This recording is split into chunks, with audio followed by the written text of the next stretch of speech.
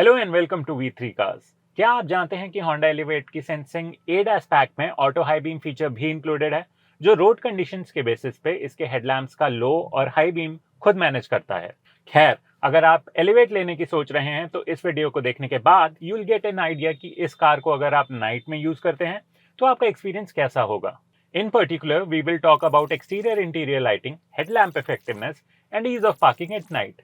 चलिए इस रिव्यू को स्टार्ट करते हैं इसकी लाइटिंग से।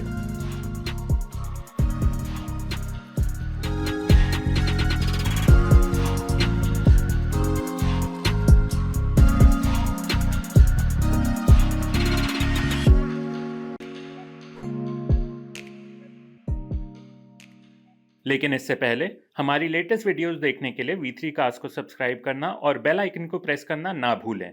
आप हमारी वीडियो टाइमलाइन को यूज करके किसी भी सेक्शन में आगे या पीछे कन्वीनियंटली जा सकते हैं। प्रेजेंट सेक्शन हमेशा व्हाइट सेल से मार्क रहेगा। एलिवेट में आपको फुल एलईडी सेटअप मिलता है, wherein you will get full LED projector headlamps and LED fog lamps. इसमें आपको एलईडी डीआरएल्स भी मिलते हैं जो टर्न इंडिकेटर्स का भी काम करते हैं। रात को जब इस कार की लाइट्स ऑन होती हैं तो ओवरऑल वाइट बीम देखने में काफी अट्रैक्टिव लगती है। रियर में इसमें एलईडी टेल लैम्प्स आते हैं। While it might give you the feel कि ये कनेक्टेड टाइप हैं, but the entire rear panel does not glow.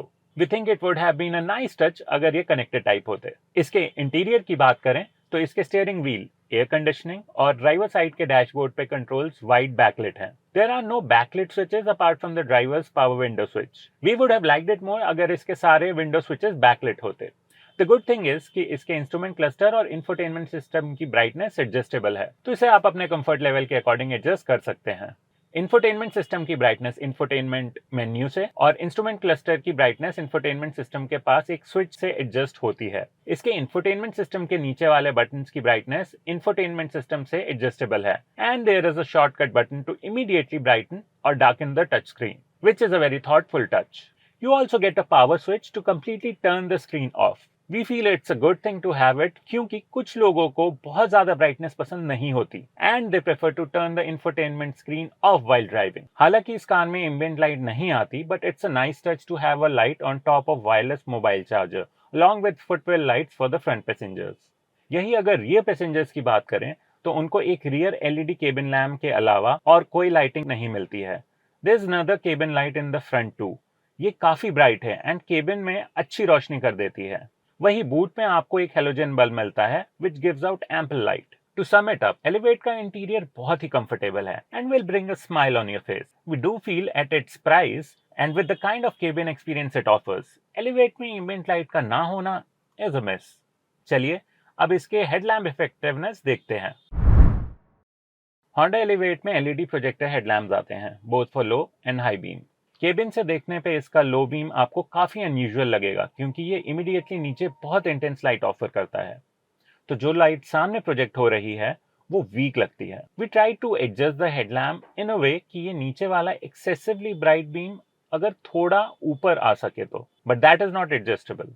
It is worth noting कि जिस ब्राइट लो प्रोजेक्टिंग बीम की हम बात कर रहे हैं वो फॉग लैम्प्स की लाइट नहीं है, that is separate and it does its job of lighting up the roadsides really well. Talking about Elevate's high beam, तो वो हमें काफी इंटेंस और फोकस लगा और इस बीम की डेप्थ अप्रिशिएबल है। हमने एलिवेट को सिटी और हाईवे दोनों कंडीशंस में चलाया और सिटी स्पीड्स के लिए हमें इसकी हेडलैम्प की लो बीम की इफेक्टिवनेस जस्ट एडिक्वेट लगी। Like we said before, it would be great अगर इसका हायर प्रोजेक्टिंग बीम और ब्राइट हो या बीम का बिल्कुल नीचे वाले ब्राइट पार्ट की हाइट एडजस्टेबल हो। ऑन हाईवेज वी फेल्ट कि इसके हाई बीम की इंटेंसिटी अच्छी है और थ्रो अच्छा होने की वजह से ये रोड को अच्छे से ब्राइट कर देता है। खैर, एलिवेट में ऑटो हेडलैम्प्स आते हैं, so you don't have to worry about switching them on or off while driving. Moreover, it also gets the auto high beam feature in its ADAS suite. From what we experience, ये road के बिल्कुल dark होने पे ही high beam project करता है।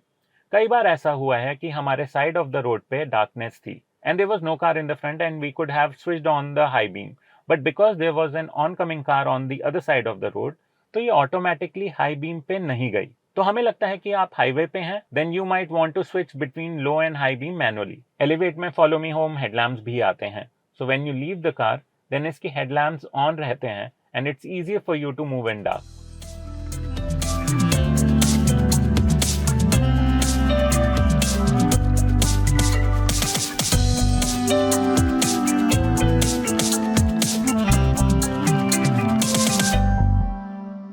चलिए अब night में इसकी ईज ऑफ पार्किंग देखते हैं। लेकिन अगर आपने अभी तक हमारे चैनल को सब्सक्राइब नहीं किया है तो कर लीजिए और बेल आइकन को प्रेस करना ना भूलें सो दैट आपको हमारी सारी लेटेस्ट वीडियोस की नोटिफिकेशंस मिल जाएं। एलिवेट में रियर पार्किंग कैमरा आता है with 4 rear parking sensors. Reverse करते वक्त कैमरा की फीड इसके इंफोटेनमेंट सिस्टम पे आती है which lets you have a view of the rear. It's worth noting कि इसके rear parking camera में dynamic guidelines नहीं आती. You also have an option of switching between 3 camera angles while reversing. Apart from the infotainment system, इसका display instrument cluster में graphics के form में भी दिखता है, which lets you know कि आप पीछे वाले object के कितने close जा रहे हैं. It is worth noting कि इसमें lane watch camera भी आता है, which lets you have a view of the blind spot when you turn the indicator to the left. We however felt कि इस कार में फ्रंट पार्किंग सेंसर्स होने चाहिए थे which would have better helped in parking the car. Clarity के perspective से लो light में camera का आउटपुट सेटिस्फैक्टरी नहीं है. It does give you an option of switching angles but quality optimum ना होने की वजह से it doesn't give you a feel good factor. The sensors however do a good job और आपको सही टाइम पे इंडिकेट कर देते हैं जब कार रियर में किसी चीज को हिट करने वाली होती है. ओवरऑल एलिवेट को सिटी में चलाते हुए हमें इसके एक्सटीरियर लाइटिंग सेटिस्फैक्टरी लगी, बट वी फेल्ट कि इसके स्टेप्ड ब्राइटनेस का लोअर पोर्शन अगर हाइट एडजस्टेबल होता तो बहुत अच्छा होता. हमें लगता है कि इसका केबिन एक्सपीरियंस और अपमार्केट लगता अगर इसमें एम्बिएंट लाइट होती. However on highways we felt कि इसके हाई बीम का थ्रो और डेप्थ बहुत अच्छा है और लाइट सफिशिएंट है. अगर आपकी रात की ड्राइव ज्यादा रहती है तो आप इस कार को चलाना एंजॉय करने वाले हैं.